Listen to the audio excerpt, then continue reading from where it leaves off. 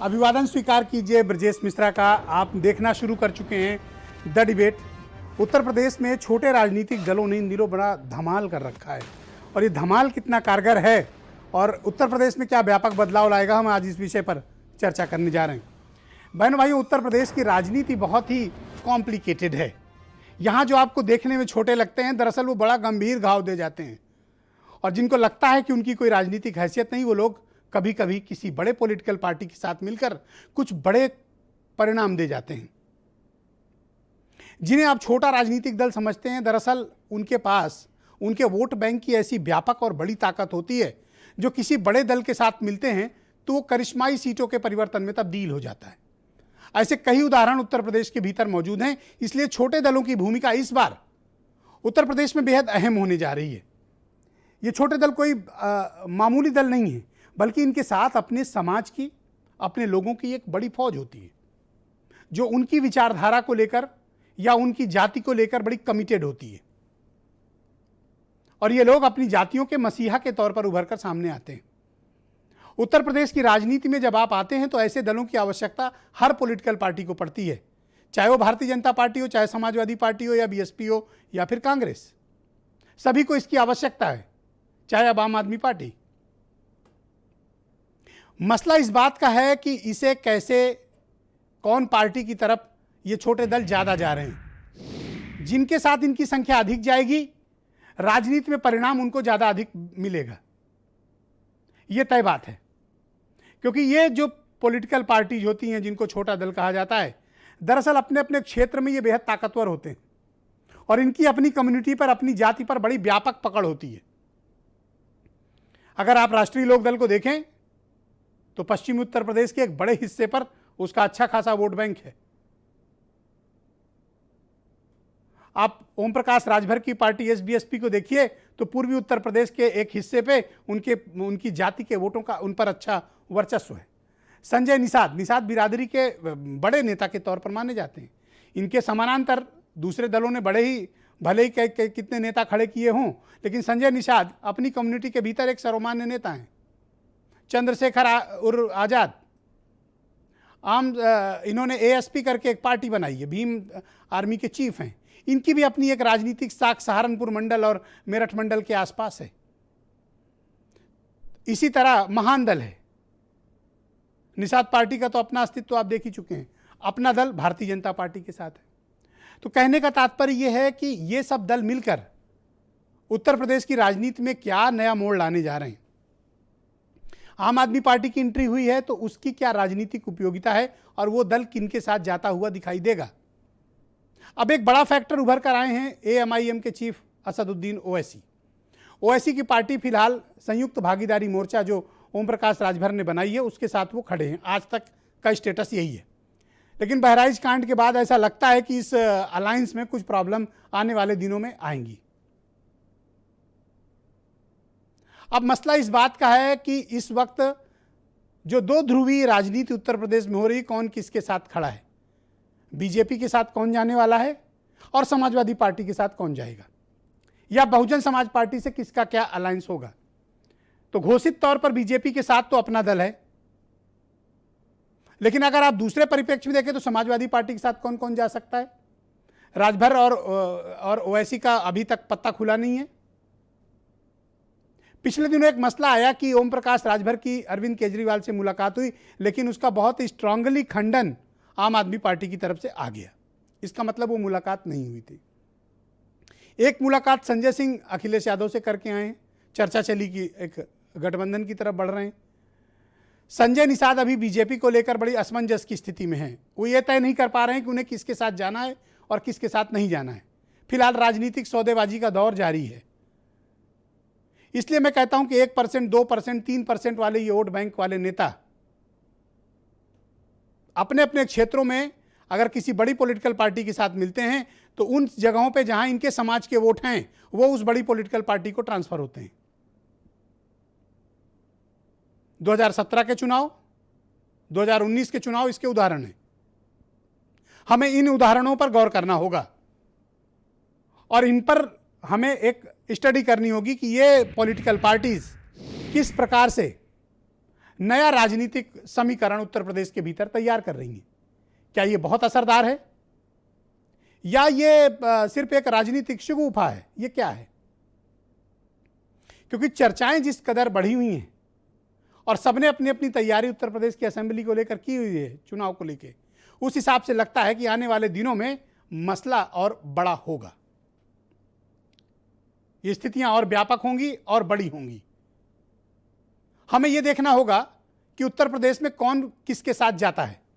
BJP के साथ ज्यादा अलायंस होंगे, घटक दल होंगे, या फिर समाजवादी पार्टी के साथ, या फिर ओम प्रकाश राजभर, बाबू सिंह कुशवाहा, असदुद्दीन ओवैसी, निषाद पार्टी, इन सब का मोर्चा मायावती से मिलेगा, या आम आदमी पार्टी अब समाजवादी पार्टी के साथ खड़ी होगी। समीकरण आने वाले 3-4 महीनों के भीतर उत्तर प्रदेश में तस्वीर बहुत स्पष्ट होगी, तस्वीर बड़ी साफ होगी और तस्वीर बड़ी व्यापक होने वाली है, जिससे यह पता चलेगा कि उत्तर प्रदेश में कौन पॉलिटिकल पार्टी किसके साथ खड़ी हुई है। लेकिन यह भी मत भूलिए कि उत्तर प्रदेश में क्षेत्रीय मसले, उत्तर प्रदेश के व्यापक बड़े इशूज, ये एक बड़ा मुद्दा है। एंटी इनकम्बेंसी का फैक्टर बीजेपी का भी पीछा करेगा।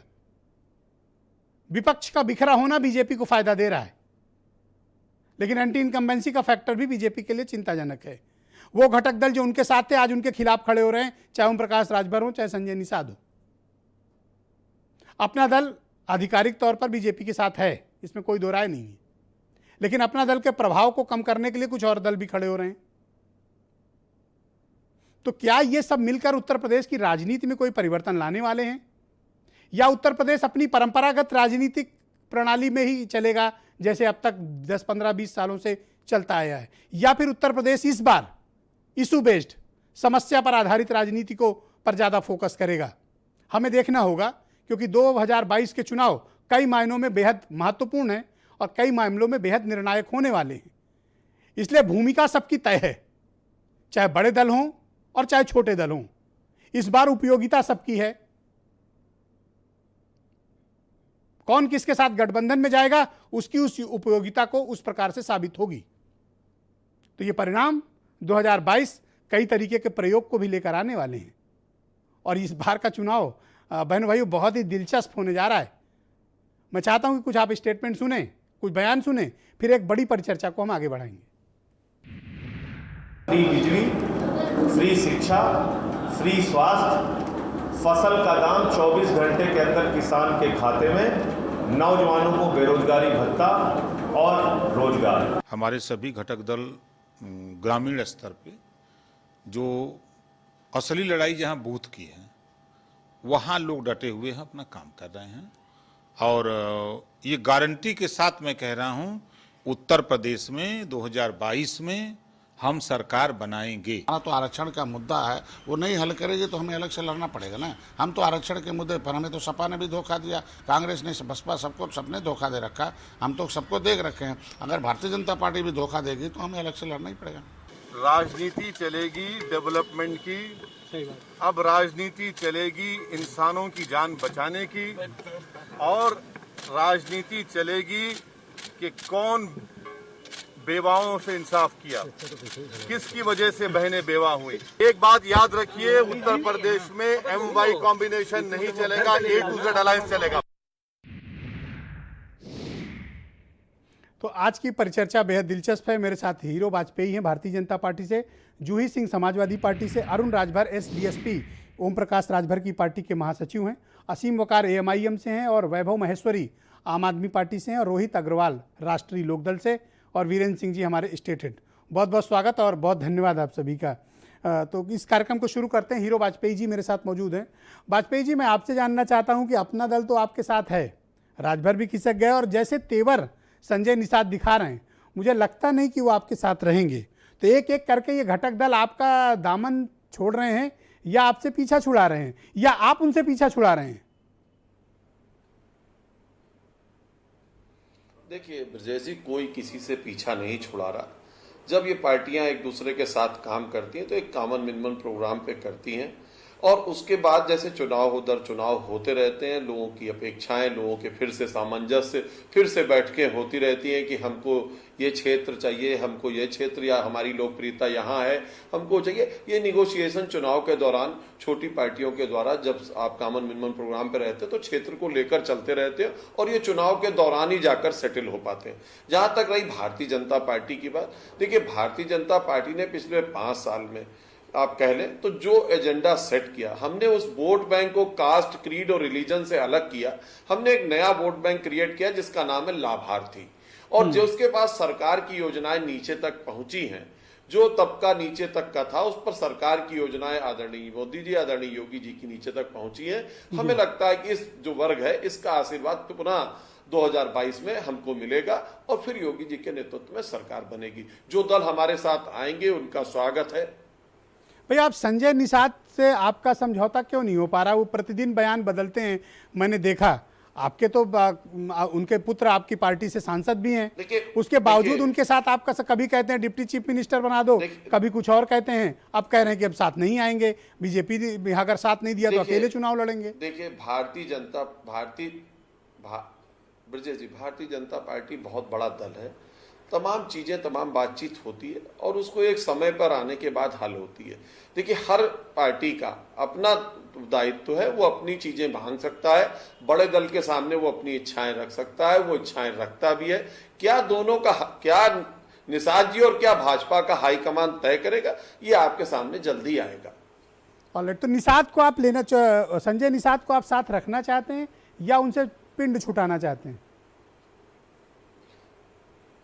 देखिए हम किसी से पिंड नहीं छुटाना चाहते। हमें लगता है कि भारतीय जनता पार्टी ने जो कार्य किया हर वर्ग के लिए किया और हर वर्ग का आशीर्वाद हमारे साथ है और जो भी जुड़ेगा वह उसका स्वागत है।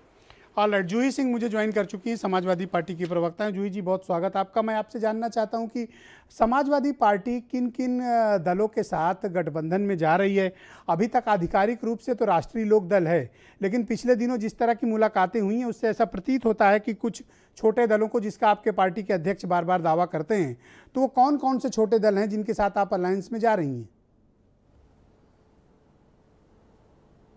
ब्रजेश जी, उन दलों का नाम तो राष्ट्रीय अध्यक्ष जी ही बता सकते हैं, लेकिन आपने जो भूमिका में कहा कि छोटे दल छोटे नहीं हैं, इनका अपना जनाधार है, इनके अपने अधिकार है और उसके बारे में वो सजग हैं। ये उन्हीं पार्टियों के साथ जाएंगे जो इनके साथ सामंजस्य या समन्वय के साथ काम करेंगे। जैसे ओम प्रकाश राजभर जी ने बहुत बेबाकी से कहा कि आरक्षण के मुद्दे पर वो लड़ते हैं, वो उनका अधिकार है और वो उनका स्टैंड है। तो हर छोटा दल, उसका जो भी नेतृत्व है, उसके कुछ मुद्दे हैं। हम बहुत सारे लोगों से बात कर रहे हैं और कोशिश यही है कि जो भी हमारे साथ आएगा उनके मुद्दे, उत्तर प्रदेश के मुद्दे और जो ये नॉन एग्जिस्टेंट लाभार्थी हैं, इसके बारे में भी हम बात करेंगे।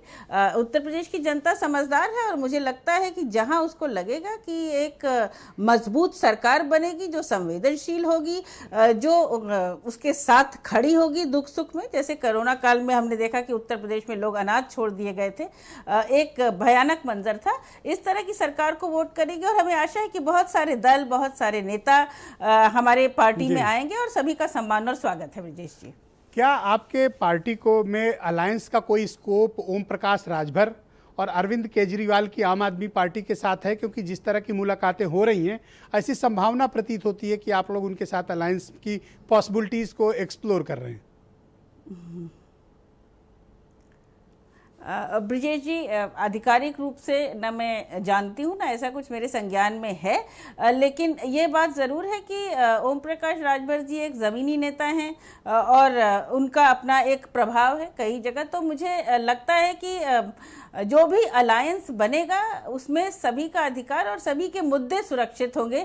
बाकी आम आदमी पार्टी के बारे में भी मेरे पास ऐसी कोई जानकारी नहीं, लेकिन संजय सिंह जी पहले हमारी पार्टी में रह चुके हैं, सांसद भी रहे हैं और उनकी राष्ट्रीय अध्यक्ष जी से मुलाकात होती भी रहती है। तो राजनीतिक मुलाकातें और सामाजिक मुलाकातें व्यवहारिकता का एक हिस्सा हैं और हमें आशा है कि ये नकारात्मक राजनीति जो भारतीय जनता पार्टी ने शुरू की है, इसको हम उत्तर प्रदेश से हटाएंगे।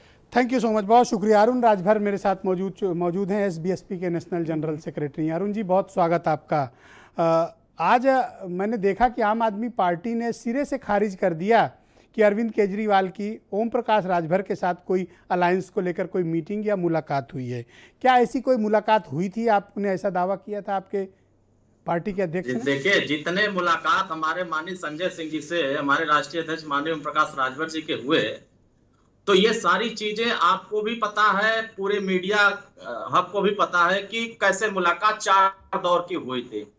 और माननीय संजय सिंह जी खुद माननीय केजरीवाल साहब से माननीय राष्ट्रीय अध्यक्ष जी से बात कराई थी और उन्होंने भी यह स्वीकार किया था कि नहीं, हम सभी लोगों के विचारधारा एक है, हम सबको एकजुट होकर के भारतीय जनता पार्टी के खिलाफ लड़ना चाहिए।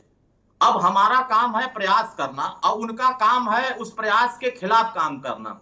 तो जनता के बीच में जो संदेश लोग दे रहे हैं भारतीय जनता पार्टी के हराने के खिलाफ, कौन खड़ा हो रहा है, कौन जिताने के लिए खड़ा हो रहा है, ये जनता तय कर रही है। हम लोगों ने अपनी तरफ से ये नहीं कहा है कि हम उनसे नहीं मिलना चाहते या हम नहीं गठबंधन करना चाहते। हमारे राष्ट्रीय अध्यक्ष जी, हम खुद 4 बार उनके साथ जाकर के मिल चुके हैं और मुलाकात के दौरान उन्होंने स्वीकार भी किया है कि नहीं, हम लोग एक सशक्त मोर्चा बनाया जाए ताकि भारतीय जनता पार्टी के खिलाफ लड़ा जाए। तो आप किस पार्टी के साथ इंटरेस्टेड हो जहां आपका मोर्चे का अलायंस हो? है कि भागीदारी संकल्प मोर्चा, अरुण जी, जो भी पार्टियां भारतीय जनता अरुण जी, एक महत्वपूर्ण सवाल है कि जी। आप क्या समाजवादी पार्टी के भी संपर्क में हैं अलायंस को लेकर? देखिए, भारतीय जनता पार्टी को हराने के लिए हमारे राष्ट्रीय अध्यक्ष माननीय ओम प्रकाश राजभर जी ने तय कर दिया है कि जो भी पार्टियां भाजपा को उत्तर प्रदेश में हराने के लिए तैयार होंगी, हम भाजपा छोड़ करके हम उनसे गठबंधन कर। पर आज की डेट में आपको कोई भाव नहीं दे रहा है ना? समाजवादी पार्टी भी कुछ नहीं बोल रही है, आम आदमी पार्टी ने मना ही कर दिया, बीएसपी की तरफ से कोई सिग्नल नहीं है। आप जितने दरवाजे जा रहे हैं सब जगह आपको ना है। देखिए सर, एक बात मैं बता दूं, ये संजय सिंह जी जो बात कहते हैं, अभी माननीय अखिलेश जी से मिले थे, तो क्या ये धान की खेती कराने के लिए मिले थे क्या, या बाजरा की खेती कराने के लिए मिले थे? गठबंधन की एक बातचीत करने के लिए मिले थे और बयान कुछ और देते हैं। लेकिन हमारे राष्ट्रीय अध्यक्ष जी स्पष्ट जो भी बातें होती हैं वो जनता के बीच में आप क्या ये कहना चाहते हो कि संजय सिंह ने अपनी पार्टी की सेटिंग कर ली और आपके साथ किया गया वायदा तोड़ दिया? नहीं, वो सेटिंग एटिंग का मामला नहीं है। देखिए, वो उनकी पार्टी का विषय है, हमारी पार्टी, हमारे भागीदारी संकल्प मोर्चा का विषय दूसरा है। हम तो विकल्प दे रहे हैं ना कि आप भी भाजपा को हराने के लिए काम कर रहे हैं कि भाजपा को जिताने के लिए काम कर रहे हैं। अगर आप भाजपा को हराना चाहते हैं तो हमारे मोर्चे में सभी वर्ग के लोग इकट्ठा हो रहे हैं और एक विचारधारा वाले लोग इकट्ठा हो रहे हैं। नफरत की राजनीति खत्म करने के लिए उत्तर प्रदेश में समाज को, हर वर्ग को न्याय देने ऐसा करता हूं कि वैभव महेश्वरी से लगे हाथ जवाब ले लेता हूं। 1 सेकंड रुक जाओ आप। वैभव महेश्वरी जी, आरोप गंभीर है कि आप समाजवादी पार्टी से मिलने के चक्कर में ओम प्रकाश राजभर से रिश्ता तोड़ रहे हैं सब पब्लिकली। नहीं ब्रिजेश जी, कुछ कंफ्यूजन हो रहा है। देखिए, पार्टी ने बस ये डिनाई किया है कि इनसे मुलाकात नहीं हुई है, तो ये तो एक फैक्चुअल चीज़ है कि मुलाकात हुई होगी तो पार्टी कहेगी मुलाकात हुई है, मुलाकात नहीं हुई होगी तो कहेंगे नहीं हुई है। तो इसमें कोई आपत्ति नहीं है। ये कभी भी कोई स्टेटमेंट नहीं है कि साथ आएंगे नहीं आएंगे, अलायंस होगा नहीं होगा, इस बारे में कोई भी स्टेटमेंट किसी पार्टी से नहीं है। हाँ, ये जरूर स्थिति स्पष्ट की गई है कि अभी तक ऐसी कोई बात नहीं हुई है। दूसरी बात यह कि आम आदमी पार्टी ने जब ऐलान किया था उत्तर प्रदेश में चुनाव लड़ने का, तो मैं सच बताऊं, हम सब के मन में बहुत बड़ा संशय था कि पता नहीं है मुद्दों की राजनीति करने वाली इस छोटी सी पार्टी को उत्तर प्रदेश जैसे विशाल प्रदेश में कैसा रिस्पांस मिलेगा। लेकिन मैं बताऊं आपको कि राह चलते हर आदमी को इतनी उम्मीद बन गई है कि किसी भी तरह से अगर आम आदमी पार्टी सत्ता में आती है तो उनके बिजली के बिल माफ होने जैसा असंभव काम भी हो सकता है। यहाँ पर बेरोजगारों को बहुत बड़ा अमाउंट का भत्ता मिल सकता है, नौकरियां वापस आ सकती हैं, 30-40 लाख नौकरियों का स्कोप है इस प्रदेश में, व्यापार के तरीके और तमाम कानून व्यवस्था के, शिक्षा और स्वास्थ्य बेहतर हो सकता है। तो इन मुद्दों को लेकर लगता है कि जिस भी पार्टी, अब सबसे बड़ा इसमें बाधा क्या है? इसमें सबसे बड़ी बाधा है भाजपा की सांप्रदायिकता। ये लव जिहाद और इस तरह के जो फालतू कानून ये लाकर समाज को लड़ाने भिड़ाने में लगे करो ना कि आप अपने दम पर चुनाव लड़ने आए हो या फिर आप समाजवादी पार्टी के साथ जाओगे, कैसे करोगे? आप स्थिति स्पष्ट होनी चाहिए ना, क्योंकि एक तरफ से तो बयान साफ आ गया कि आप मिले जरूर थे संजय सिंह, लेकिन अब बाद में अब आपने दामन छुड़ा लिया। ये बिल्कुल सही है कि चुनाव जो है वो मैथमेटिक्स है, गणित का खेल है कि 2 और 2 4 होते हैं और 4 4 8 होते हैं। तो इसमें अंकों के हिसाब से पार्टी की जीत और हार तय होती है, लोकतंत्र वैसे ही चलता है। तो अब ऐसे में अगर इतनी सांप्रदायिक राजनीति करने वाली पार्टी को अगर हराना है तो और पब्लिक को सर्विस देने वाली विचारधाराओं को एक होना ही पड़ेगा और सांप्रदायिकता को हराने के लिए एक होना ही पड़ेगा। चाहे आपकी उसके लिए विचारधारा तालमेल को करने कौन पड़े। पार्टी यहाँ रिप्रेजेंट करती है? मुझे वो लगता है पार्टी कि जिससे हमारा संजय सिंह गठबंधन मिलते हैं। पब्लिक के साथ है और पब्लिक जहां भी मतलब ऐसा लगेगा कि जहां भी पॉसिबिलिटी है कि इन 2 पार्टियों को आकर, इन 4 पार्टियों को आकर अगर बीजेपी को हराकर पब्लिक की जो जरूरतें हैं उनको पूरा करने के लिए एक मोर्चा बनाना चाहिए, तो ऐसा मोर्चा बनना चाहिए, जरूर बनना चाहिए। प्रदेश की राजनीति को अब सुधार की आवश्यकता है। तो उस मोर्चे में ओम प्रकाश राजभर क्यों नहीं होने चाहिए? आप क्यों डिनाई कर दिए इतनी जल्दी? नहीं, मैं फिर से स्पष्ट करूं कि ये नहीं कहीं कहा गया है कि वो नहीं होने चाहिए। पहली बात तो ऐसे किसी मोर्चे की अभी बात पुष्टि नहीं की जा सकती क्योंकि ऐसी कोई बात हुई नहीं है। बहुत ही इमेच्योर डिस्कशन अभी ये चल रहा है। बस ये जरूर स्पष्ट किया गया है कि ऐसी कोई मीटिंग नहीं हुई है। तो बातचीत का दरवाजा दोबारा से खोलोगे ओम क्यों प्रकाश नहीं? राजभर? मुझे तो लगता है कि बड़ी से बड़ी चीजों को, बड़े से बड़े प्लान को बातचीत के जरिए आगे बढ़ाना चाहिए, डिस्कशन करने चाहिए। प्रदेश की जनता के हित में कितनी अभी बातें करनी पड़े, बातें करनी चाहिए। इस सांप्रदायिक पार्टी को किसी भी तरह से जड़ से उखाड़ना बहुत ज्यादा जरूरी है। ऑलराइट, असीम वकार मेरे साथ मौजूद हैं। असीम वकार जी, बहुत शुक्रिया आपका। मैं आपसे जानना चाहता हूं कि एक तरफ आप AMIM आपकी पार्टी ओम प्रकाश राजभर के संयुक्त भागीदारी मोर्चा के अलायंस पार्टनर भी है और दूसरी सैयद सालार गाजी की दरगाह पे या उनकी कब्र पे जाके चादर भी चढ़ाते, जबकि सबको पता है कि राजा सुहेल देव और गाजी के बीच किस प्रकार का युद्ध हुआ था। तो ये दोनों विचारधाराओं का टकराव नहीं है? आप लोग एक साथ अलायंस में भी जा रहे हैं और एक दूसरे के जो प्रतीक दुश्मन हैं उनके एक दूसरे के प्रति आप लोगों का ये विचार है। तो ऐसा लगता है कि विचारधारा से भटक के ये एक मौका परस्ती का गठबंधन है। हमारे राष्ट्रीय अध्यक्ष जनाब असद ओवैसी साहब का ये फैसला था कि जब वो बहराइच गए तो क्योंकि ओवैसी साहब कई दरगाहों पे जा चुके हैं, जाते हैं, मानते हैं बुजुर्गान दीन को, तो मैं समझता हूँ कि अगर वो गए हैं तो इसमें किसी को एतराज़ नहीं होना चाहिए। क्यों नहीं होना चाहिए भाई? जिनके खिलाफ युद्ध लड़ा राजा सुहेल देव के खिलाफ, उनकी पार्टी क्या गाजी के मानने वालों के साथ जाएगी? ये तो 2 दुश्मनों के बीच जो झंझट हुआ था, आप यहाँ उसको पार्टनरशिप में कैसे तब्दील कर देंगे? ये तो विचारधाराओं का भयानक टकराव है। देखिए, हमारे प्रदेश अध्यक्ष ने अपने पार्टी कार्यालय का, चुनावी कार्यालय का उद्घाटन रखा था। उसमें हमारे राष्ट्रीय अध्यक्ष जी गए थे प्रदेश अध्यक्ष के बुलावे पर। भाई गाजी की कब्र पे क्यों गए? ये करके तो आपने राजभर कम्युनिटी को चिढ़ाया। नहीं, देखिए, इसमें मैं समझता हूँ कि अरुण राजभर जी बैठे हुए हैं। अरुण राजभर जी को तो मैं समझता हूं कि इस पर कोई किसी तरह का एतराज नहीं क्यों नहीं? अरुण राजभर आपको एतराज है या नहीं एतराज है? उस पर एतराज है। नहीं, अरे सोशल मीडिया भरा पड़ा, आप कैसी बात करते हो? बताइए भाई अरुण राजभर जी। नहीं, कोई ऐसी एक सेकंड रुक जाइए आप। मोर्चे से दहशत में है, अरे और इनको कोई मुद्दा नहीं मिलता है, हम डेवलपमेंट की बात तो ये हिंदू मुसलमान करने लगते हैं। अरे ये बताओ कि गाजी की कब्र पे, सालार गाजी की कब्र पे असदुद्दीन ओवैसी गए थे, चादर चढ़ा के आए हैं, और भारतीय जनता पार्टी ने क्या प्रचार किया कि माननीय ओम प्रकाश राजभर गए थे, ये प्रचार किया ना। तो गाजी के मानने वालों के साथ सुहेल देव की पार्टी कैसे रहेगी अरुण? देखिए, अगर इस तरह से आप देखेंगे तो भारतीय जनता पार्टी में भी गाजी को मानने वाले बहुत सारे लोग दामाद बना रहे हैं। मोहन भागवत से लेकर के, रामलाल से लेकर के, मोहन नहीं, मुझे कोई एतराज नहीं है। अगर आपको कोई एतराज नहीं है, लोग सवाल उठा रहे हैं तो मैंने सवाल पूछा। आपको एतराज नहीं है तो कोई बात नहीं। ले लीजिए। हम तो कह रहे हैं कि हम तो भागीदारी और भाईचारा के लिए गठबंधन बना रहे हैं। आज ये पहला गठबंधन तो है नहीं। महबूबा मुफ्ती से भारतीय जनता पार्टी ने किस प्रकार का असीम वकार जी, थैंक यू, मैंने आपकी बात समझ ली। असीम वकार जी, ये तो आप गठबंधन जिसके साथ जा रहे हैं, कम से कम उसकी राजनीतिक भावना और विचारधारा का ख्याल रखना चाहिए था ना आपको। अब देखिए, जिनके ये तो जानबूझ के चिढ़ाने वाली बात हो गई। जिनके साथ हम गठबंधन में जा रहे हैं और अभी हैं भागीदारी संकल्प मोर्चा जनाब राजभर साहब के साथ, जब वो आपको जवाब दे रहे हैं तो आप उनका जवाब नहीं सुन रहे हैं। सुन लिया भाई साहब। नहीं सर, नहीं सुन रहे हैं आप। उन्होंने कितनी बढ़िया बात कही कि महबूबा मुफ्ती के साथ मोदी जी जा रहे हैं, जिना की मदार पर अडवाणी जी जा रहे हैं।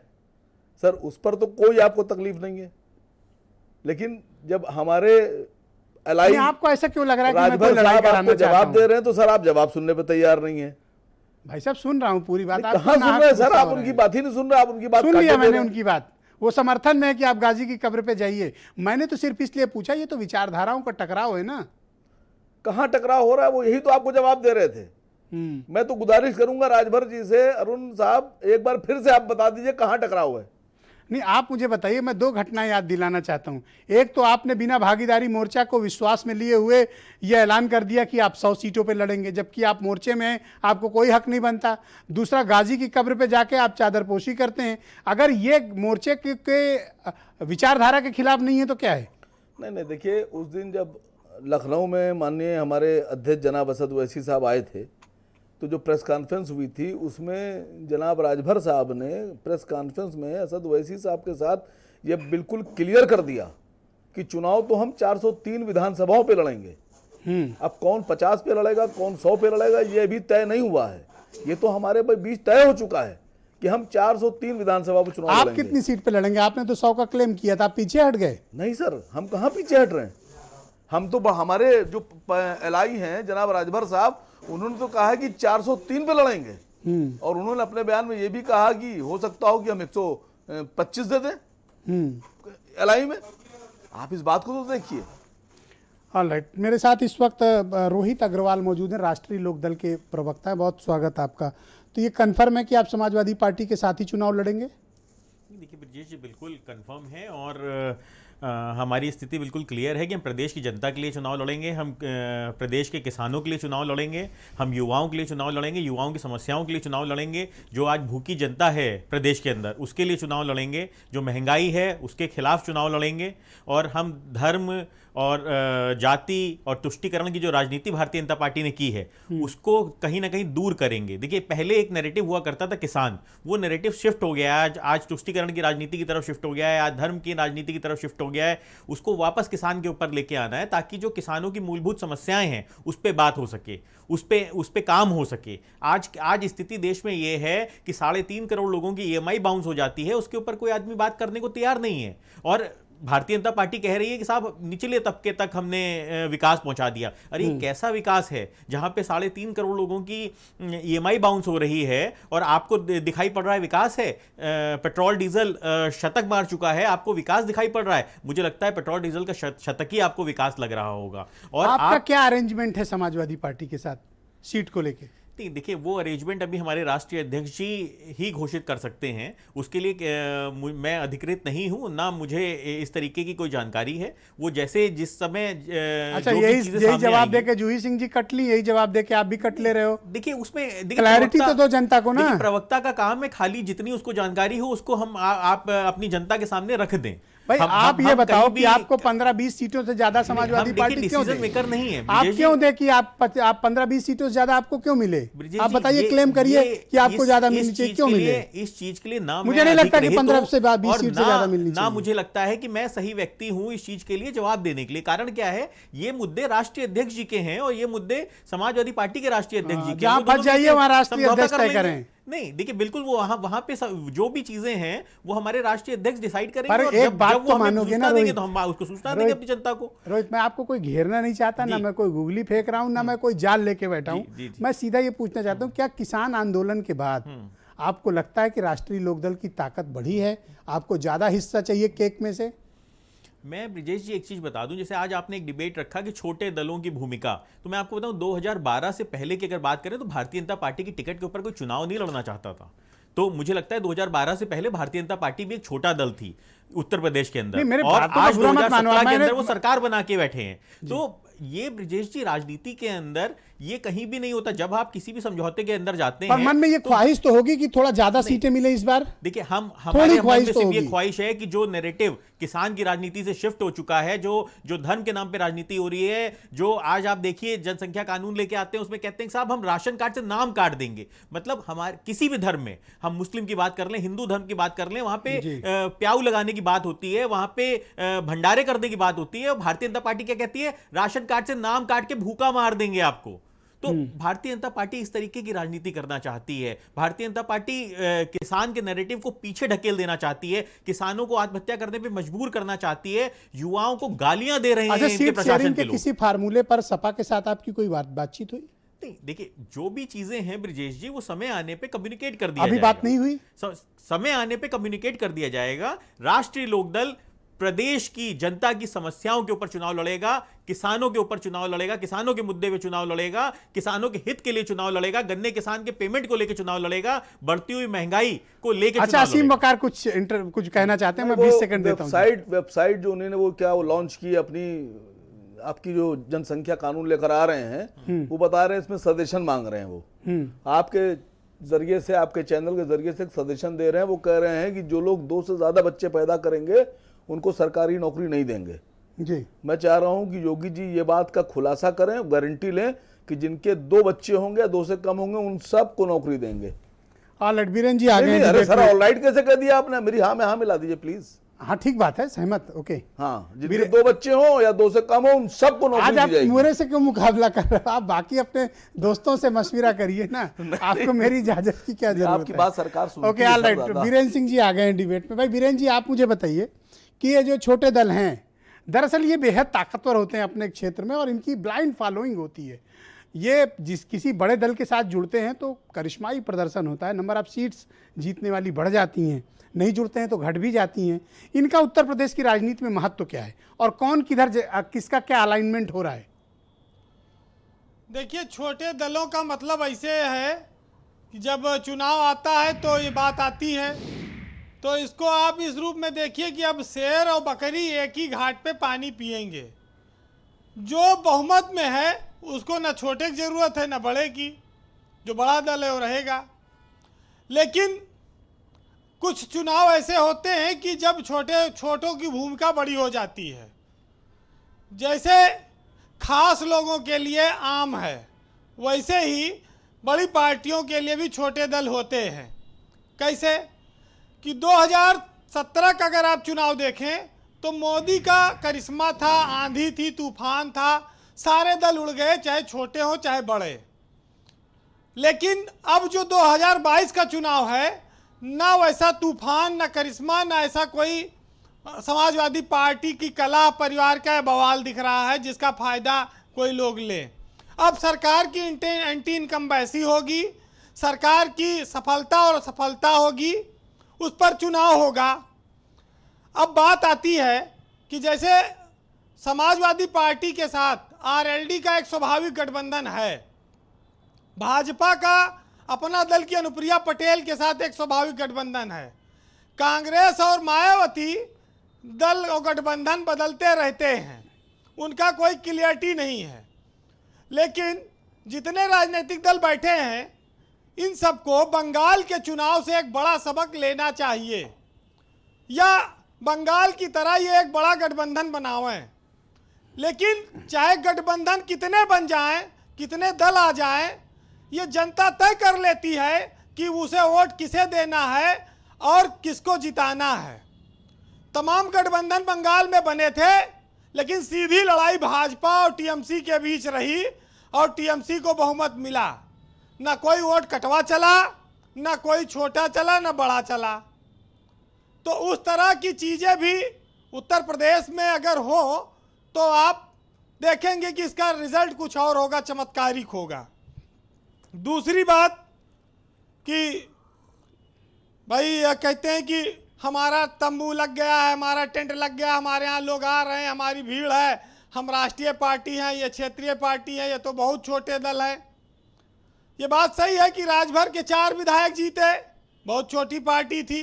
एमआईएम भी लगी है कि हम भी कुछ विधायक जितवा लें।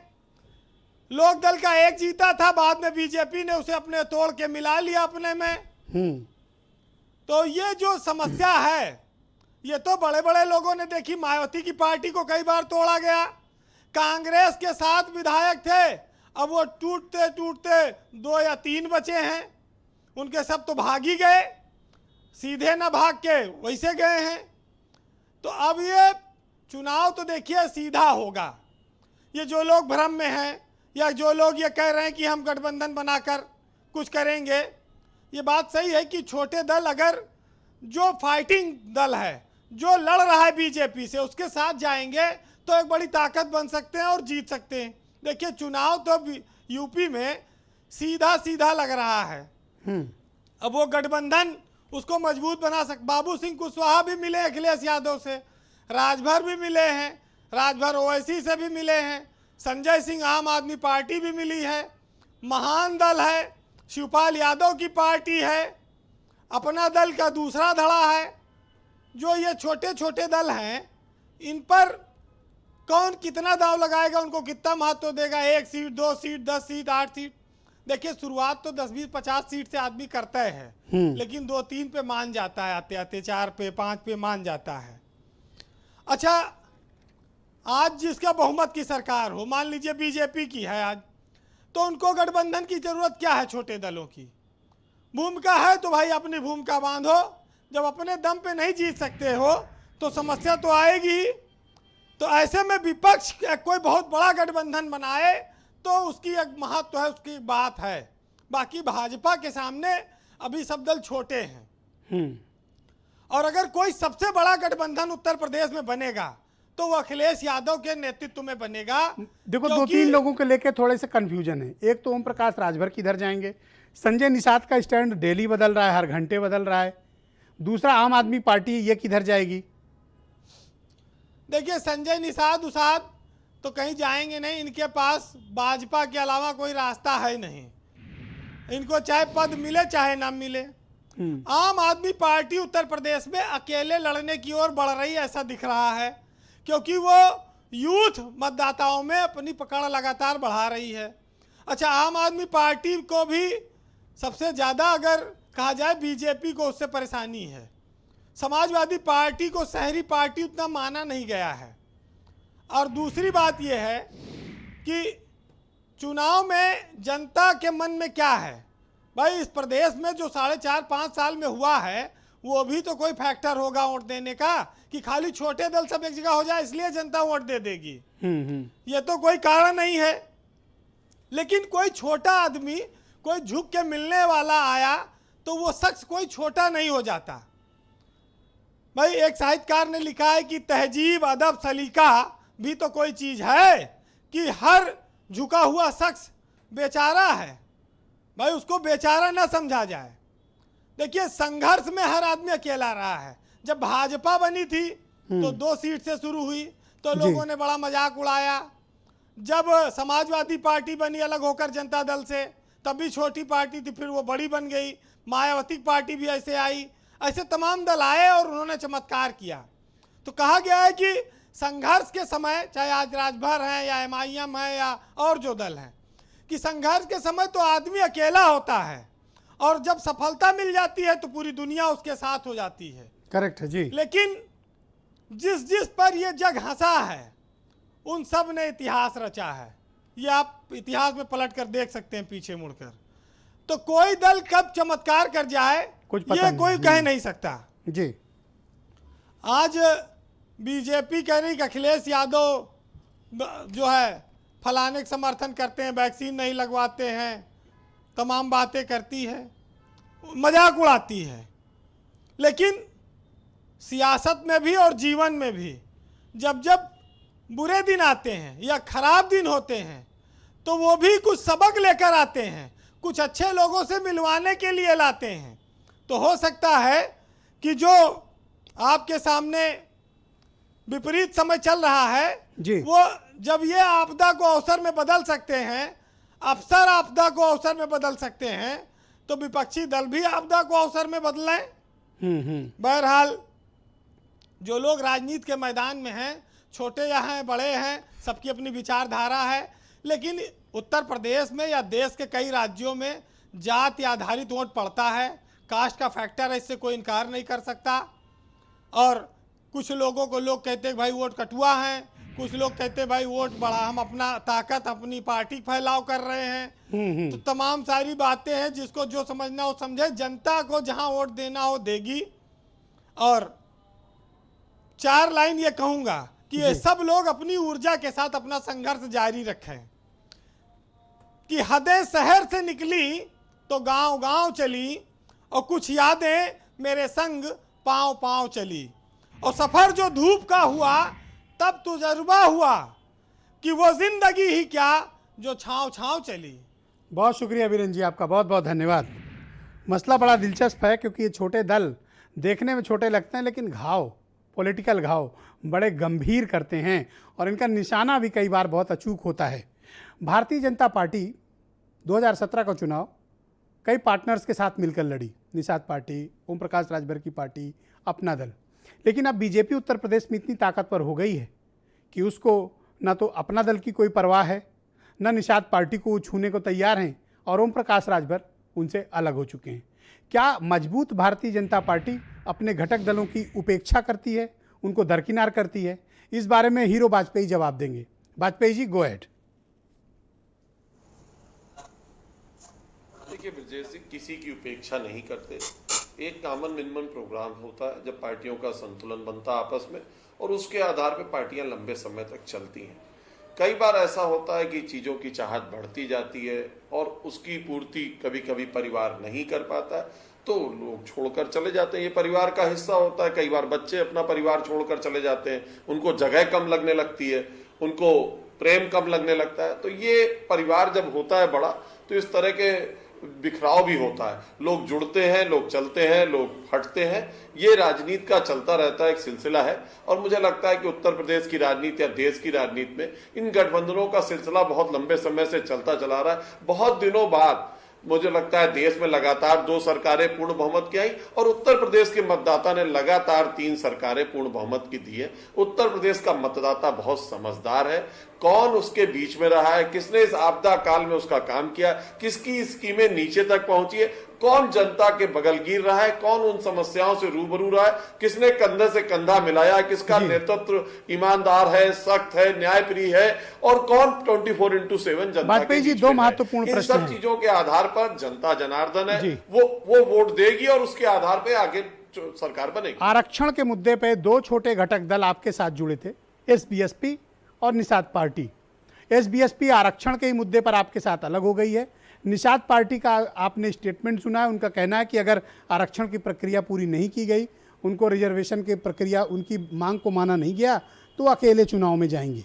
तो आप जब मजबूत हो गए उनके कंधे पे चढ़ के, तो अब आप उनको इग्नोर कर रहे हैं और उनके मुद्दों को पूरा नहीं कर रहे हैं। वो किस मुंह से अपनी बिरादरी के बीच जाएं? नहीं, देखिए, भारतीय जनता पार्टी इस आधार पर काम ही नहीं करती कि किसी को डिच किया जाए। अपनी अपनी मांगे हैं और वो अपने अपने ढंग से लोग रखते हैं। बहुत सारी चीजें भारतीय जनता पार्टी ने अपने सहयोगियों की मानी है, सहयोगियों को साथ लेके चलने की पूरी कोशिश है, और जो भी हमारा सहयोगी है उसका हम पूरा सम्मान करते हैं। बड़े होने से छोटे का अपमान करना भारतीय जनता पार्टी का विचार नहीं है। अरुण राजभर ये तो कह रहे हैं आपका बहुत सम्मान करते हैं और इन्होंने कोई डिच नहीं किया है। क्या आपके साथ धोखा हुआ या नहीं? आप वाजपेयी जी को सीधे जवाब दे सकते हैं। इन्होंने इतना सम्मान किया है कि पिछड़ों को आगे किया, दलितों का वोट लिया और ला करके मुख्यमंत्री बाहर से बैठा दिया, और पिछड़े को एक तरफ एक सोफा पर बैठेगा, दूसरा ब्राह्मण सोफा पर बैठेगा, लेकिन एक बैकवर्ड स्टूल पर बैठेगा। यही तो सम्मान इन्होंने किया। और माननीय ओम प्रकाश राजभर से जो वादा किया था कि हम सामाजिक न्याय समिति की रिपोर्ट लागू करके नौकरियों में हिस्सेदारी देंगे, 1.5 साल तक इन्होंने कुछ नहीं किया। हमको वादा करते रहे 6 महीने पहले लागू कर देंगे लोकसभा से, वही काम तो निषाद जी के भी साथ ये कर रहे हैं। मैं दावे के साथ कहता हूं, भारतीय जनता पार्टी वोट लेने के लिए आगे करती है, और जब सरकार बना लेती है तो ये पिछड़े दलित को। जी, आपको मेरी आवाज आ रही है? शायद मेरा वीडियो लिंक उनसे टूट गया, हम वापस उनसे समझ चुकी है, और इनको इग्नोर करके भागीदारी संकल्प मोर्चा के साथ बंजारा खड़ा हो रहा है, बारी खड़ा हो रहा है, अर्कवंशी खड़ा हो रहा है, राजभर खड़ा हो रहा है, प्रजापति खड़ा हो रहा है, पाल खड़ा हो रहा है, कुशवाहा खड़ा हो रहा है, तमाम उपेक्षित जातियां। लेकिन आपने हीरो वाजपेयी की बात सुनी ना, इन्होंने कहा कि आपके साथ कोई डिच नहीं हुआ है, कोई धोखा नहीं दिया इन्होंने। तो ये बता दे, सामाजिक न्याय समिति की रिपोर्ट क्यों नहीं लागू किए? 4.5 साल हो गया, क्यों लागू नहीं कर पाए? क्या वजह थी? 10% गरीब सवर्णों का 72 घंटे में लागू कर दिए, किसी को कोई आपत्ति नहीं हुई, चाहे पिछड़े हो, दलित हो, अल्पसंख्यक हो, सामान्य वर्ग, किसी को नहीं आपत्ति हुई। क्या पिछड़े वर्ग के लोग आज मेडिकल में, राष्ट्रीय स्तर पर मेडिकल में पिछड़ों का हक लूटा गया? एक भी पिछड़े वर्ग का व्यक्ति बोलने लायक नहीं तैयार हुआ। एक गांधी जी के 3 बंदर की तरह खामोश रहते हैं, आंख बंद करके, कान बंद करके, बोलने लायक नहीं छोड़े हैं भारतीय जनता पार्टी के लोग। ये सब लोडर लोग। है, ये लोडर लोग कभी भारतीय जनता पार्टी में हक की बात नहीं कर सकते। इस नाते ये हक की बात करने वालों को किनारे लगाते हैं। ऑलराइट, बहुत शुक्रिया आपका। मैं जूही सिंह जी को कनेक्ट करना चाहता हूँ। धन्यवाद, धन्यवाद। जूही सिंह जी, जो मुख्यतः मांग है, जो छोटे दल हैं, चाहे वो राजभर जी की पार्टी हो, भागीदारी मोर्चा हो या फिर निषाद पार्टी हो, इनकी मुख्य मांग है इनकी कास्ट का, इनकी जाति का रिजर्वेशन। क्या समाजवादी पार्टी उस आरक्षण से सहमत है जो इनकी डिमांड है? आरक्षण से समाजवादी पार्टी हमेशा सहमत है और अभी भारतीय जनता पार्टी आरक्षण के साथ जो मखौल कर रही है वो सबके सामने स्पष्ट है।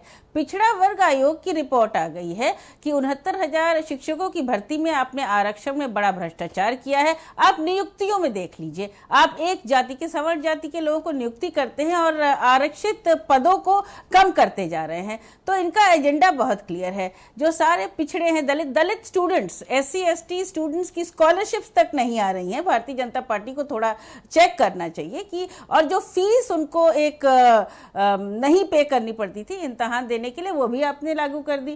तो ये भारतीय जनता पार्टी का चेहरा है। वोट लेने के लिए समान विचारधारा ये जरूर बैठा लेते हैं, लेकिन जो वायदे आप करते हैं, जिनके आधार पर आप लोगों से गठबंधन करते हैं, उसको तो भी पूरा करिए। राष्ट्रीय लोकदल की बात हो रही थी, हमारा उनके साथ एक मजबूत गठबंधन है और गठबंधन धर्म निभाना हम जानते हैं। सीटों की कोई कठिनाई, हमने तो कांग्रेस को मैडम, ये राष्ट्रीय लोकदल पुराना टाइप का नहीं है। किसान आंदोलन के बाद ये मजबूत हुआ है और ये ज्यादा हिस्सा चाह रहा है। रोहित भले न बोले, लेकिन इनको ज्यादा चाहिए। ब्रिजेश जी वो मजबूत हुए हैं तो हम मजबूत हुए हैं। और मुझे लगता है कि समाजवादी पार्टी के लिए न तो BSP न कांग्रेस, जो दो अलायंसेस हमने की हैं, कोई भी ये नहीं कह सकता है कि अगर उनको ज़्यादा हिस्सा चाहिए था या हमने उनके साथ उतना सम्मान नहीं किया जितना वो डिजर्व करते थे। तो गठबंधन धर्म भी हम निभाते हैं और लोगों के अधिकार को सुरक्षित रखना, जो वायदा हम करते हैं, प्रकाश राजभर की पार्टी और निषाद पार्टी के साथ आप लोग संपर्क में हैं? अब देखिए, दोनों ही ओम प्रकाश राजभर जी को मैं जानती हूँ, व्यवहारिक नेता हैं, उनकी मेल मुलाकातें होती रहती हैं और उनकी मांगें बहुत स्पष्ट हैं। जहाँ तक निषाद पार्टी, संजय निषाद जी को मैंने सुना है वो कुछ पदों की बात अधिक कर रहे हैं, तो मुझे ये आधिकारिक रूप से कोई जानकारी नहीं है कि उनसे हमारे राष्ट्रीय अध्यक्ष का संपर्क है, बातचीत हो रही है। मेल मुलाकात जरूर हुई होगी, इसको मैं डिनाई नहीं करती हूँ। आम आदमी पार्टी पहले भी चुनाव लड़ चुकी है, 2012 से वो चुनाव लड़ रही है, उसकी प्रेजेंस है उत्तर प्रदेश में। और बाकी राष्ट्रीय लोकदल के साथ हम स्पष्ट तरीके से काम कर रहे हैं। महान दल और अन्य कुछ इंडिविजुअल्स हैं जिनके साथ भी हम काम कर रहे हैं। तो मुझे लगता है कि समाजवादी पार्टी एक बड़ा धड़ा बनकर और मेन ऑपोजिशन पार्टी जो लड़ेगी भारतीय जनता पार्टी के खिलाफ, वो बनकर उभरेगी और स्पष्ट जनादेश लाएगी। हम सरकार बनाएंगे। ओके, वैभव महेश्वरी, मैं आपसे जानना चाहता हूं, जब आपकी पार्टी उत्तर प्रदेश में बड़े जोर शोर से पिछले वर्ष आई थी इसी जुलाई के महीने में, तब आपने बड़ी दमदारी से ठोक के कहा था किसी के साथ अलायंस नहीं करेंगे, बिल्कुल अकेले लड़ेंगे और सबको ठीक कर देंगे, बड़ा भ्रष्टाचार है उत्तर प्रदेश में, बड़ा लॉ एंड ऑर्डर खराब है। अब तो आप अलायंस की संभावना खुद तलाश रहे हैं। एक साल में पता चल गया आपको? मतलब ब्रिजेश जी, इस एक साल में बहुत ज़्यादा कुछ हुआ है। एक साल में कोरोना की महामारी हमने देखी है, लाशें बिछती हुई देखी हैं, ऐसे ऐसे मंजर देखे हैं जिसका कोई भी मतलब इसको कभी आप कल्पना नहीं कर सकते, कभी दोबारा हमें देखने को सपने में भी मिले। तो इसमें क्या हुआ कि प्रदेश पूरी तरह से टूट गया है और ये कोरोना के जो लॉकडाउन है और जो गाइडलाइंस हैं, इसका सबसे ज्यादा फायदा जो है वो सरकार उठाती है। किसी भी विपक्षी पार्टी को ना प्रचार करने दो, ना कार्यक्रम करने दो, और अपने किसी कार्यक्रम में व्यवधान आने पाए या ना आने पाए, इसकी पूरी की पूरी गारंटी रखते हैं पूरा प्रशासन। अभी हाल में जो चुनाव हुए उसमें क्या गुंडागर्दी और क्या लूटमार हुई है, क्या बदमाशी हुई है, वो देखिए। और उसके बाद किस तरीके से मुस्कुराते हुए PM साहब और CM साहब ने एक दूसरे को बधाइयां देकर भारतीय जनता पार्टी की जीत घोषित करी है। पूरा लोकतंत्र इससे शर्मसार हो गया है। कहने का मतलब यह है कि जो उत्तर प्रदेश में लड़ाई है वो इतने सीधे तरीके से लड़ी जाने योग्य नहीं है। उत्तर प्रदेश में सबसे पहले तो मुद्दों को जनता के दिमाग में बिठाना पड़ेगा और यह भी सुनिश्चित करना पड़ेगा कि किसी भी तरह की नफरत की राजनीति को बढ़ावा देकर, जोर देकर, साम दाम दंड भेद से ये जो नफरती पार्टी है ये दोबारा से सत्ता पर काबिज ना हो जाए, क्योंकि अब इस प्रदेश के लोगों के पास में खोने के लिए भी कुछ नहीं बचा है। इतनी EMI बाउंस हो रही है, लोगों के पास बचा नहीं, रोजगार के लिए युवा जो है यहाँ से दरोगा की गालियां खा रहे हैं, जिनको नौकरी मिल जानी चाहिए थी। असीम बकार साहब, मैं आपके पिछले कई डिबेट्स देख रहा हूं, तो आप लगातार ये डिमांड करते हैं किसी भी तरह की अगर जरूरत पड़ती है अलायंस की, तो वो किया जाना चाहिए, लेकिन इस पार्टी को बाहर होना चाहिए। वकार साहब, मैंने कई स्टेटमेंट आपके सुने, आप कहते हैं मुसलमानों को ये दे दो, मुसलमानों को ये पद दे दो, मुसलमानों को ये पद दे दो। तो भाई AMIM भी तो लड़ रही है ना, AMIM क्यों नहीं आपको कह देती कि असीम वकार को डिप्टी चीफ मिनिस्टर का प्रत्याशी बना दो? आपको भी तो घोषणा नहीं कर रहे हैं, कर देते अगर असदुद्दीन ओवैसी आपकी घोषणा की असीम वकार को बना दो। नहीं सर, देखिए, मैंने जब ये बात उठाई कि डिप्टी CM बनना चाहिए मुसलमान, तो कहिए ना आप बनेंगे। नहीं, फर्ज कीजिए, नहीं, मैं कह रहा हूँ अगर MIM अपना डिप्टी CM या CM का घोषणा करती है, आसिम वकार की करती है, तो प्रॉब्लम क्या है किसी को? भाई राजभर साहब भी बनना चाहते हैं, सरकार में आएंगे, जीत के आएंगे तो बनेंगे। निशाद साहब भी अपनी डिमांड कर रहे हैं। तो आप अपना नाम बताइए ना, आपके यहाँ से कौन है? सर सुन लीजिए सर, समाजवादी पार्टी जीत के आएगी तो उनका भी बनेगा, मायावती जी जीत के आएंगे उनका बनेगा। ना तो मुझे यादवों से तकलीफ है, ना मुझे दलितों से तकलीफ है, ना बैकवर्ड से तकलीफ है, ना अदर बैकवर्ड क्लास से तकलीफ है, ना ठाकुरों से है, ना ब्राह्मणों से है। सर सुनिए, आसिम वकार से क्या तकलीफ है? करेक्ट बात है। क्या तकलीफ है आसिम वकार? कोई तकलीफ नहीं, मैं तो स्वागत कर रहा हूँ, बिल्कुल आपकी आसिम वकार हो और हीरो वाजपेयी उसका सपोर्ट भी करेंगे। आसिम वकार हो या आसिम वकार की जगह कोई और हो, किसी और का नाम आता है, क्या प्रॉब्लम है? ऑलराइट रोहित सर, नहीं, अब सुन लीजिए सर, वक्त बहुत कम है, हाँ बिल्कुल, जितना वक्त उसमें सुनिए सर। 1990 से लेकर और 2012 तक मुसलमानों ने कितने CM बना दिए और देश में कहां बना दिए? ओके रोहित, आप अगर हम अपनी बात करते हैं, भी कोई एक्सपेक्टेशन है प्रॉब्लम क्या है कि आपको ये पर्टिकुलर पद मिलना चाहिए, जैसे डिप्टी चीफ मिनिस्टर का पोस्ट? देखिए ब्रिजेश जी, 2022 का चुनाव राष्ट्रीय लोकदल से मुद्दों पे लड़ेगा। राष्ट्रीय लोकदल जो नैरेटिव किसान से शिफ्ट हो चुका है, जो धर्म के नाम पे राजनीति हो रही है, जो तुष्टीकरण की राजनीति हो रही है, जाति के नाम पे जो राजनीति हो रही है, उसको खत्म करने का काम करके वापस किसान के मुद्दे को वापस लाने का काम करेगा राष्ट्रीय लोकदल की मुख्य। आपके पद की कोई चाहत नहीं है आपको? नहीं, देखिए 2022 के चुनाव में हम चाहते हैं जो भारतीय जनता पार्टी के द्वारा राजनीति के अंदर एक तुष्टीकरण किया गया है, जो धर्म की राजनीति घुसेड़ दी गई है, जिसकी वजह से किसानों का अहित हो रहा है, जिसकी वजह से युवाओं का हित हो रहा है, जिसकी वजह से देश भुखमरी के कगार पे जा रहा है, वो तुष्टीकरण की राजनीति खत्म होकर धर्म की राजनीति खत्म होकर धन्यवाद, किसानों के नाम पे राजनीति शुरू हो। बहुत बहुत धन्यवाद आप सभी का, बहुत बहुत शुक्रिया इस बेहद महत्वपूर्ण राजनीतिक परिचर्चा में सम्मिलित होने के लिए। और बहनों भाइयों, आपका भी बहुत बहुत शुक्रिया इस कार्यक्रम को देखने के लिए। नमस्कार।